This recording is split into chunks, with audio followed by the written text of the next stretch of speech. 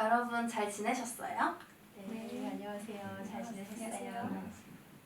오늘 제가 여러분을 모이라고 한 건 초등학생이 영상 편지를 보내왔기 때문이에요. 이 동네에 사는 초등학생이 연세대학교에서 한옥집을 봤다고 하는데요. 우리가 이 질문에 대답을 해볼까요? 먼저 영상 편지를 보실게요.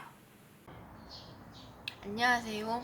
저는 평소에 역사에 대한 관심이 많은 서울연희초등학교 6학년 이규서입니다. 요즘 코로나 때문에 학교에 가지도 못하고 집에만 있어서 너무 지루하기도 하고 답답한데요. 그래서 부모님과 같이 근처 대학 캠퍼스를 산책하곤 합니다. 오늘 산책하던 도중에 이상한 한옥집 편지를 발견했는데요. 그 한옥집의 이름을 검색해보니까 광해원 또는 제중원이라 불리는 의료기관이었습니다. 제중원은 1885년에 건설된 최초의 서양식 의료기술을 도입한 병원이라고 나왔는데요. 저는 이 제중원이 무엇인지 좀 더 정확히 알고 싶습니다. 제중원에 대해서는 많이 들어봤는데 그게 연세대학교에 있는지는 처음 알았네요. 우리 학교에 이렇게 뜻깊은 공간이 있었다니 한번 가봐야겠어요. 아직 한 번도 안 가봤어요? 아, 네. 서울시는 가본 적 있어요? 저도 아직 안 가봤어요. 그렇구나. 사실 규서가 본 집은 진짜 제중원이 아니라 135년 전에 있었던 병원이었기 때문에 그 집을 기억하기 위해서 연세대학교 안에 기억의 뜰이라는 곳에 재현해 놓은 한옥집이에요.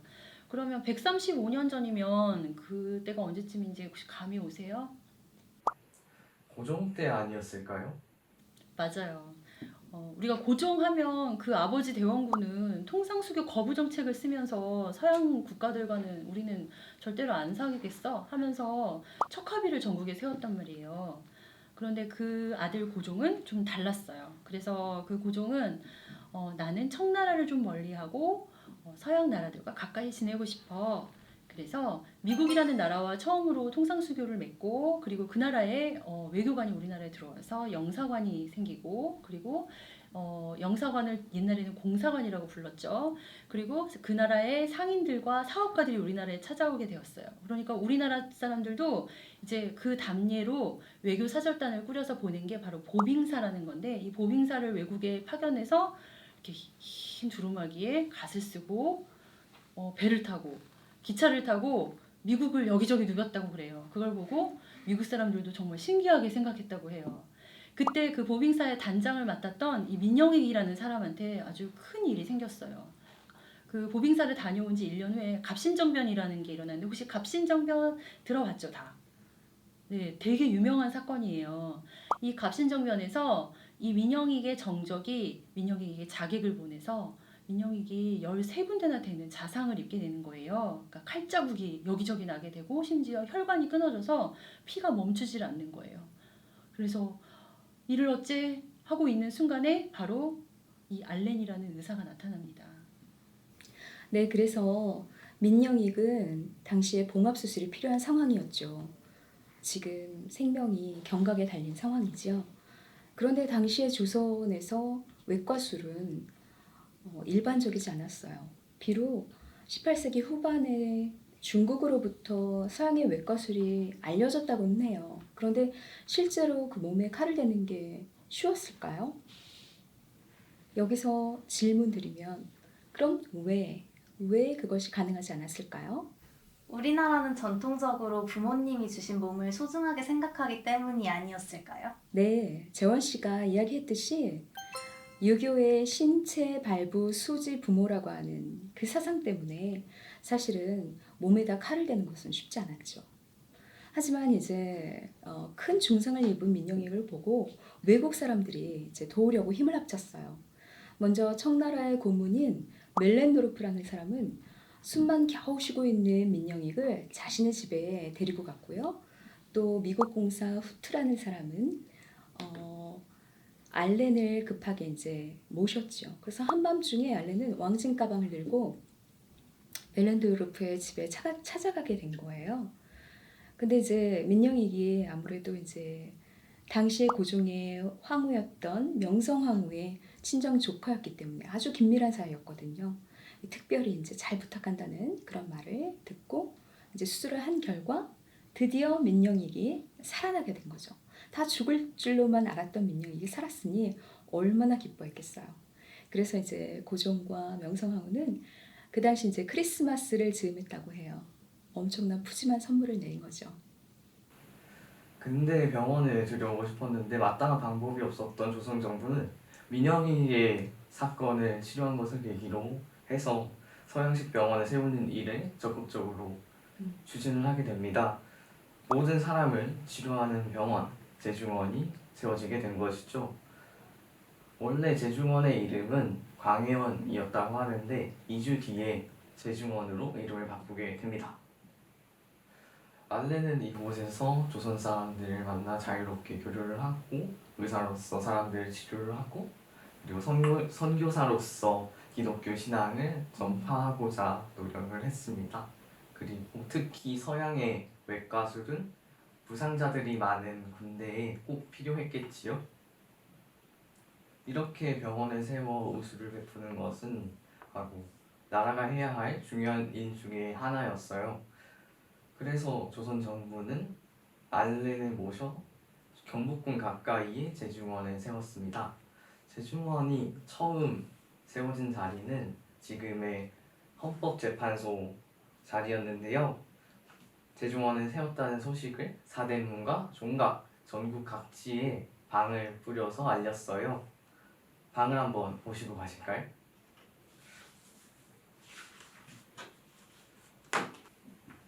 본 아문에서 시병원을 서울 북부 제동 외암문 북편 두 번째 집에 설립하였다.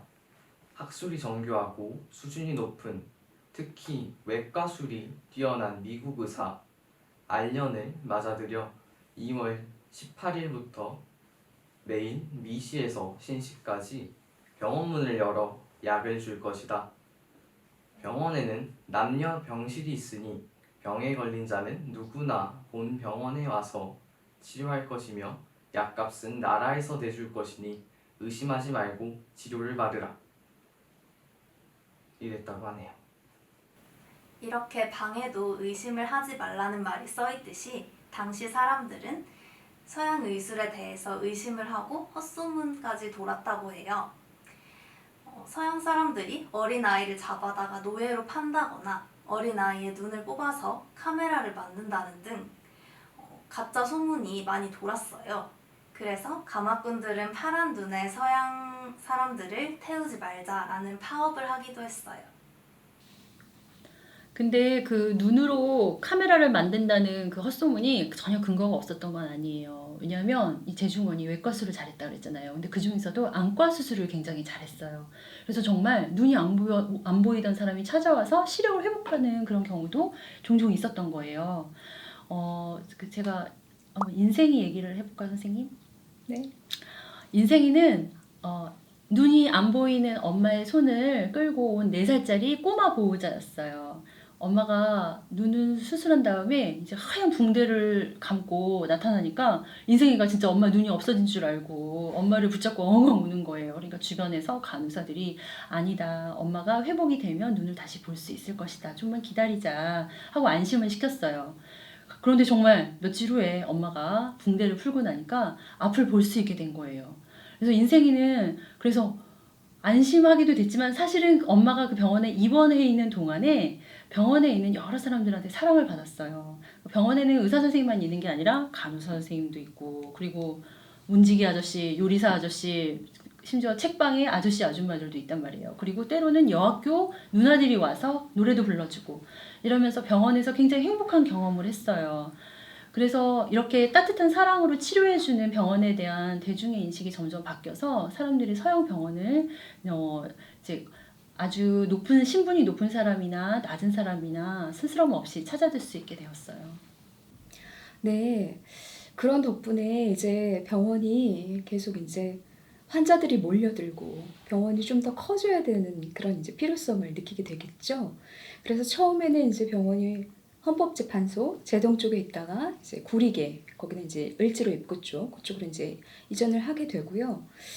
그러던 와중에 이제 어떤 일이 벌어지냐면 여러분도 아시다시피 을미사변이나 동학농민운동 그리고 이제 청일전쟁 이런 식으로 이제 굉장히 혼란한 그런 정국 가운데 조선 정부가 이 병원을 운영할 수 있는 그 의지가 이제 약해지는 거죠. 너무 이제 힘이 붙이는 거죠. 그러다 보니까 이제 그 당시 병원 책임자였던 에비슨이 제중원의 운영권을 이제 넘겨받고요. 북장로의 선교부가 이제 넘겨받고 근데 그 대신에 이제 어떤 일이냐면 조선 정부에서 그동안 이제 재정을 지원했거든요. 근데 그런 것들이 이제 미 북장로의 선교부가 이제 모든 재정을 책임져야 되는 상황이에요. 그러니까 아무래도 이제 이런 문제 때문에 에비슨과 언더우드가 이제 미국으로 건너가서 좀 기부를 해달라. 조선의 상황이 이렇고 병원이 열악하니까 기부를 좀 해달라라고 했는데 1900년에 그때 이제 선교 대회가 있었어요. 미국 카네기 홀에서. 거기서 이제 에비슨의 연설을 듣고 당시 이제 거부였던 석유회사 이사였대요. 세브란스 씨가 이제 당시 돈으로 10,000불을 선뜻 기부하겠다고 한 거예요. 그 덕분에 이제 그 돈을 가지고 병원을 서울역 쪽에 남대문 밖에 서울역 쪽 복사골이라고 하는데 거기에 이제 새로 이제 건축을 하게 됐고요. 그래서 이제 병원의 이름을 제중원에서 세브란스 병원으로 이제 바꾸게 된 거죠. 저도 대학에 와서 연세대학교의 새가 세브란스에서 나왔다는 걸 처음 알게 됐어요. 그런 정신으로 세워져서 지금도 세브란스에 가면 하나님의 사랑으로 인류를 질병으로부터 자유롭게 한다라는 문구가 쓰여져 있는 것을 볼 수 있을 거예요. 최근 코로나19를 통해 질병 퇴치가 어느 한 나라의 문제가 아니라 전 지구상이 협력을 해서 공동으로 감염 예방을 위해 노력해야 한다는 것을 절실하게 느끼고 있습니다. 감염의 위험을 감수하며 모든 사람들에게 평등하게 의술을 베풀고 있는 의료진에게 감사하며 오늘의 재중원 이야기는 여기서 마치겠습니다. 규서에게 대답이 됐을까요? 충분한 것 같아요.